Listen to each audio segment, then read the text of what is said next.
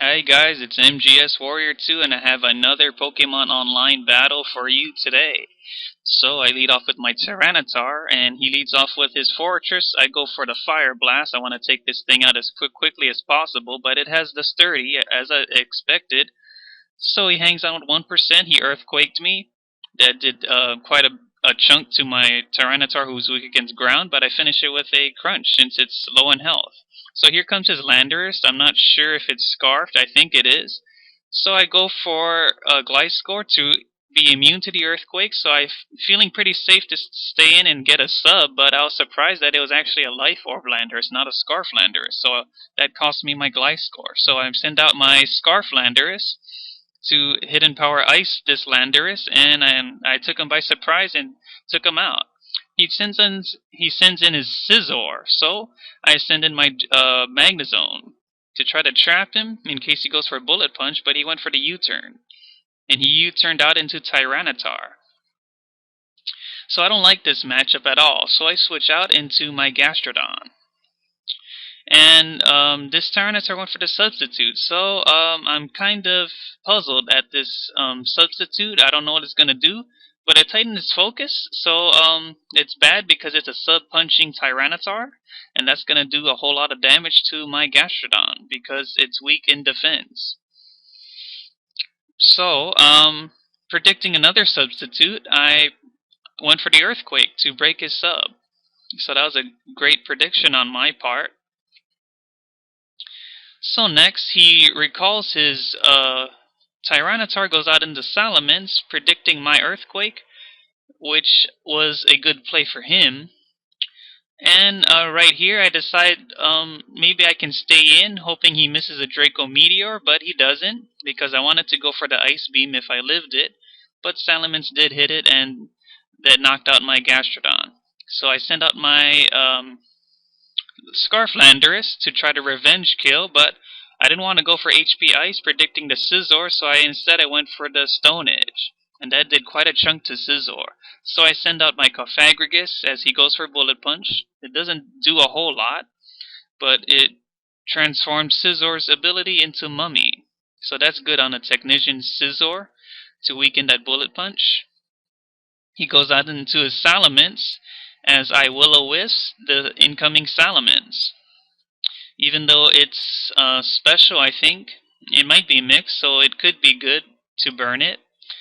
And regardless, it gets residual damage. So I switch out into my Tyranitar, and luckily for me, his Hydro Pump missed. But his second one did hit, and my Tyranitar barely survived. I go for the Crunch, and Salamence barely lived, but after the Sandstorm and the Burn, Salamence gets knocked down.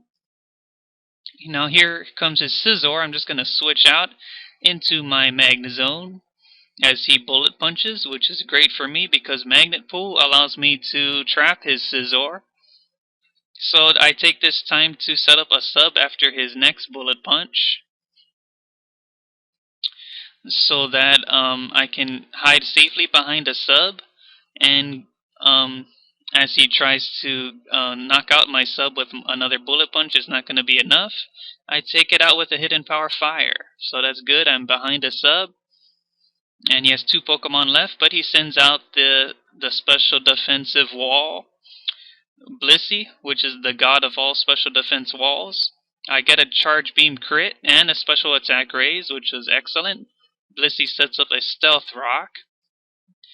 The reason I'm staying in is because I don't want to waste a substitute, even though my Magnezone won't be able to do much to this Blissey. But I was surprised I got another special attack raise, and since Blissey's at about half, I wanted to see how much a Thunderbolt will do to it. So I'm going to try to knock it out, but 2 special attack raises wasn't enough to take out Blissey at half health, because Blissey's just too damn bulky. So I didn't see any point in staying in after Blissey soft-boiled, so I switched into my Cofagrigus in case it went for another Seismic Toss. So I just decided to go for the Will-O-Wisp because it's the best play I can think of at the moment. Wait, I didn't go for Will-O-Wisp yet, but now I did.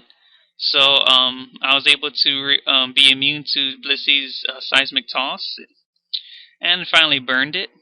So, that's good, I guess. But he switches because of Natural Cure. So I switch out my Cofagrigus into my Tyranitar, but the Stealth Rocks killed it. But I do have the switch advantage. So I switch into my Scarf Landorus, knowing he only has Tyranitar and Blissey left. I go lock myself into Earthquake, and that's a dead Tyranitar. And Blissey's his last Pokemon, so I know victory is mine. Go for the last Earthquake. I even got a crit. I doubt that mattered, but I win regardless, and I've defeated hmbshark. So that was a pretty good match, and I hope you enjoyed the battle, guys, and see you guys next time.